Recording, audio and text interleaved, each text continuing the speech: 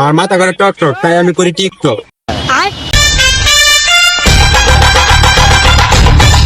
Guys, আমি জান্নাত শীঘ্রই আপনাদের জন্য একটা লিংক নিয়ে আসছি, আমি আর পাপুন মিলে। ততক্ষণের জন্য অপেক্ষা থাকুন।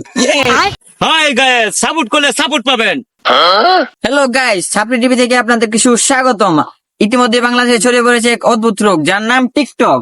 এই এক অদ্ভুত রোগ, যার ওষুধ ডাক্তার কাছে নেই। দেখা যাক বাংলাদেশ সরকার এই জন্য কি ব্যবস্থা নেই।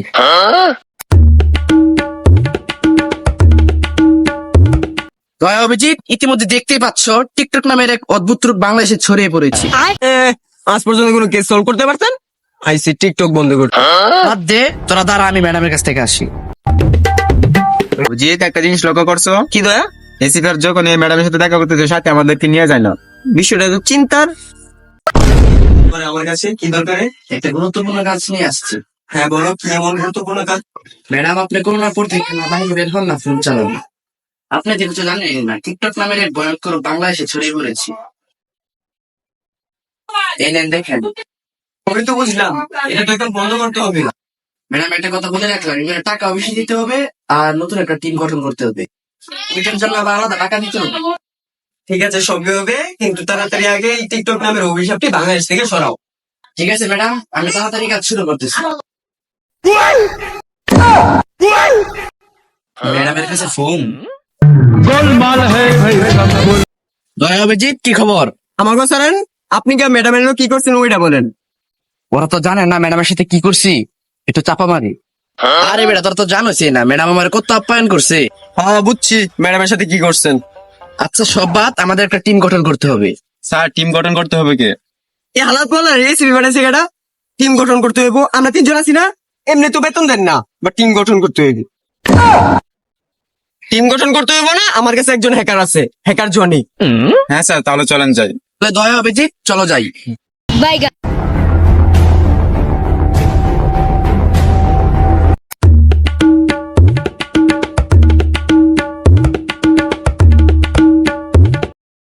হ্যাকার জনি, এখানে কি করতেছো?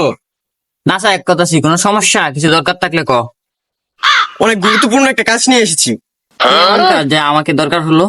হ্যাকার জনি, তুমি হয়তো জানো বাংলাদেশে এক ভয়ঙ্কর রোগ ছড়িয়ে পড়েছে। তা কি রোগ যে আমাকে দরকার হলো? টিকটক।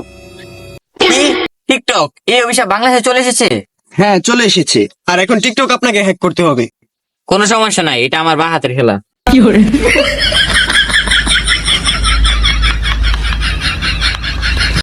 ইয়েস, ডান। টিকটকের মালিকের লোকেশন চেক করা হয়ে গেছে। এসিপি স্যার, আপনাকে ওর লোকেশন পাঠিয়ে দিয়েছি। থ্যাংক ইউ হ্যাকার জনি, তোমার অবদান বলা যাবে না।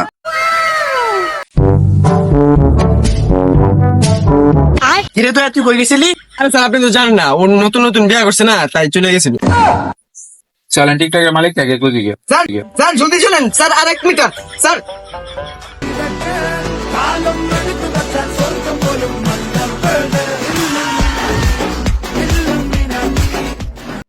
স্যার, সামনে একটা লোক দেখা যাচ্ছে, যে সব দেখে তো মনে হচ্ছে ছাপড়ি। চলেন ওকে জিজ্ঞেস করি। দাঁড়ান, কিরে, এখানে তুই না আমি? আপনার নাম কি? জং উইমিং। স্যার, দেখা তো মনে হয় চিনে। তা কি করেন আপনি? ফুটবল হয়েছে কর্নার, আমি হলাম টিকটকের অনার। স্যার, পাইছি, আলার ভিতরে ধরেন। অনেক টিকটক করার শখ না, এবার দেখাচ্ছি টিকটক কিভাবে করে। আপনি টিকটক নামের এই অভিশাপটি কেন বানিয়েছেন? আমি লেখাপড়া করতে পারিনি, তাই আমি ভেবেছি যে কোন মানুষ এই লেখাপড়া না করতে পারো। কিন্তু কেন? আমি চাই বাংলাদেশে ছেলে মেয়েরা নষ্ট হয়ে যাক। কিন্তু এটা হবে না, আপনাকে এই টিকটক নামের অভিশাপটি সরাতে হবে। ঠিক আছে, আমি সরাচ্ছি। হয়ে গেছে। কিন্তু আমার টিকটক তো বন্ধ করে দিয়েছি। বাংলাদেশে কোনো না কোনো একজনের কাছে টিকটক থাকবেই। A few moments later. আচ্ছা, বাড়ি ঘর সাজানো কেন? হ্যাঁ না এখন